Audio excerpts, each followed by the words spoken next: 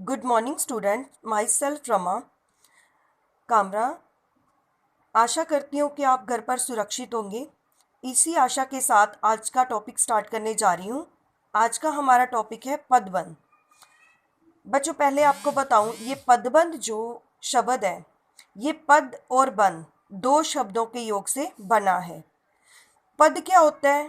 पद होता है जो विभक्ति सहित होता है। विभक्ति क्या होते हैं? जैसे आप देखते हैं ना कि कर्ता ने, कर्म को, करण से, वो सारे जहाँ पे शब्द लगे होते हैं जिनके साथ, वो होता है पद। शब्द क्या होता है? जो विभक्ति रहित होता है, जो इन चीज़ों से मतलब कि के रहित होता है। ठीक है, उसको बोलते हैं कि बिना होता है।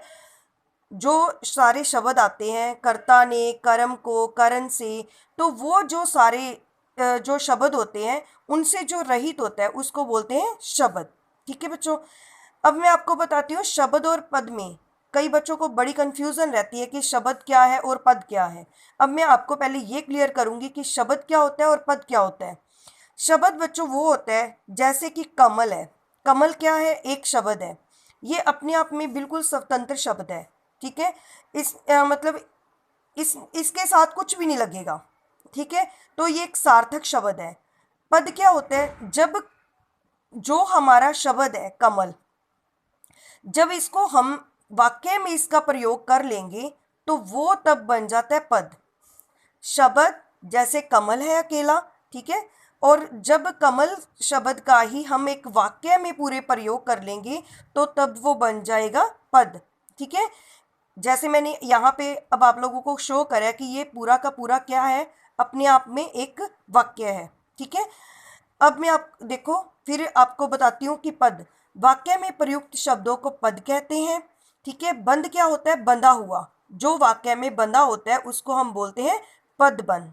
ठीक है, मैंने यहाँ पे पदबंध की भी आप लोगों को एक डेफिनेशन दी है। कई पदों के योग से बने, मतलब जो पदबंध होता है वो कई पदों के योग से बनता है। कई पदों का योग क्या होता है? जैसे कि यहाँ पे देखो, यहाँ पे मैंने बताया जैसे तालाब में सुंदर कमल खिले हैं, तो इसमें हम देखते हैं कि बहुत सारे पद हैं। पद का मतलब जैसे ये तालाब भी एक पद है, में भी एक पद है, सुंदर भी एक पद है, कमल भी एक पद है ना। तो कई पदों के योग से बने वाक्यांशों को जो एक ही पद का काम करता है उसे कहते हैं पदबंध। ठीक है, अब मैं आपको बताने जा रही हूँ पहले कि वाक्य, वाक्यांश और पदबंध, इनमें अब क्या मतलब, इनमें क्या थोड़ा थोड़ा डिफरेंस है। देखो, वाक्य, सार्थक पद समूह को वाक्य कहते हैं। ठीक है, जो सार्थक होता है पदों का समूह उसको हम वाक्य कहते हैं।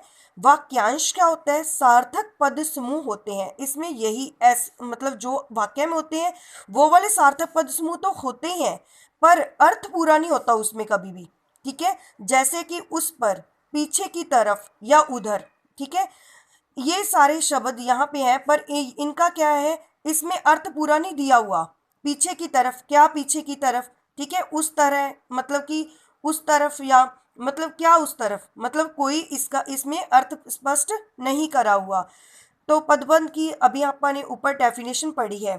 ठीक है, उदाहरण के लिए जैसे मैं अब आपको बताती हूँ पदबंध की एक डेफिनेशन जो अभी मैंने थोड़ी देर पहले अभी आप लोगों को बताई है। तालाब में सुंदर कमल खिले हैं। ठीक है, अब इसमें क्या है कि तालाब में, ये क्या है? एक वाक्यांश है। ठीक है, खिले हैं ये भी एक वाक्यांश है, पर ये सुंदर कमल क्या है? ये हमारा पदबंध है। ठीक है, तो ये हमारा पदबंध है।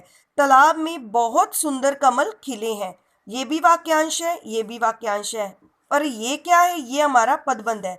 पदबंध में बच्चों एक चीज और भी आप लोगों ने ध्यान रखनी है कि क्या होता है कि जब ये जो हमारा पदबंध होता है इसके ऊपर बाकी के जो मतलब कि पद होते हैं वो इनके ऊपर आश्रित रहते हैं, मतलब इनका अलग से कोई मीनिंग नहीं है। अगर मैं कहूँ कि खिले हैं तो क्या खिले हैं, है ना, तो इसका कोई मीनिंग नहीं है। जिन चीज़ों का कोई मतलब कि मीनिंग नहीं होता किसी चीज़ के बिना, तो मतलब इस अब पूरे सेंटेंस का मीनिंग है तालाब में बहुत सुंदर कमल खिले हैं।